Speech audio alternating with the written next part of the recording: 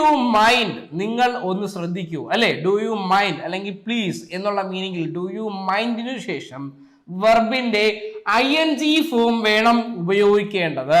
Do you മൈൻഡിനു ശേഷം വെർബിന്റെ ING form ഉപയോഗിക്കുന്നു. Do you mind dash me your bike അല്ലെ. നിങ്ങൾക്കൊന്നും തോന്നുകയില്ലേ, നിങ്ങളുടെ ബൈക്ക് ഒന്ന് തരാമോ എന്ന് ചോദിക്കുകയാണ് അല്ലെ.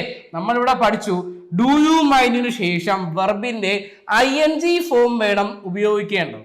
ഗീവ് എന്ന പദം ഉപയോഗിക്കുന്നു അല്ലെ. ഇവിടെ ഗീവ് ഉണ്ട്, ഗീവിംഗ് ഉണ്ട്, ഗീവൺ ഉണ്ട്, ഗേവ് ഉണ്ട് അല്ലെ അല്ലെ വിൽ ഗീവ് ഉണ്ട്. ഈ 4 ഓപ്ഷൻ നമ്മുടെ മുന്നേ ഉണ്ട് അല്ലെ. ഇതിൽ ഏത് വരും? കൺഫ്യൂഷൻ ആണ്. Do you mind give me your bike, do you mind giving your bike, എല്ലാം നമുക്ക് കൺഫ്യൂഷൻ ആയിട്ട് തോന്നുന്നു അല്ലെ. ഇവിടെ പരീക്ഷയ്ക്ക് ഒന്നേ ആലോചിക്കേണ്ടതുള്ളൂ, ഡു യു മൈൻഡിന് ശേഷം ING ഫോം ആണ് വരുന്നത് എന്ന് ഓർക്കുമ്പോൾ വേറെ ഒന്നും ആലോചിക്കാനില്ല. ഗീവിംഗ് എന്നതാണ് ശരി ഉത്തരം എന്ന് നമുക്ക് ഉറപ്പിക്കാം. സോ ഡു യു മൈൻഡിന് ശേഷം ING ഫോം ഉപയോഗിക്കുന്നു.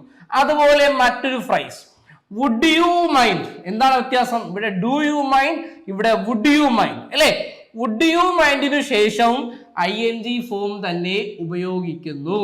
വുഡ് യു മൈൻഡിനു ശേഷവും ING ഫോം തന്നെ ഉപയോഗിക്കുന്നു അല്ലെ. ഇനി അതിൽ സംശയമില്ല, ഡു യു മൈൻഡിനു ശേഷവും വുഡ് യു മൈൻഡിനു ശേഷവും ING ഫോമുകൾ ഉപയോഗിക്കുന്നു അല്ലെ. ഇനി ഇതിൽ സംശയമില്ലല്ലോ. എക്സാമ്പിളിലേക്ക് പോവാം. Would you mind dash. നമുക്ക് എക്സാമ്പിൾസ് നോക്കാം. walks with me, walk with me, walked with me, walking with me അല്ലേ. ഇതിൽ ING ഫോം എവിടെയാണ് വരുന്നത്? ഡി ഓപ്ഷൻ ആയ വാക്കിംഗ് വിത്ത് മീയിലല്ലേ. സോ ഡി ഓപ്ഷൻ ആണ് ഇതിലേക്കുള്ള ഉത്തരം. ഇത്രയേ ഉള്ളൂ. നമുക്ക് ഇങ്ങനെ എളുപ്പം മനസ്സിലാക്കാം.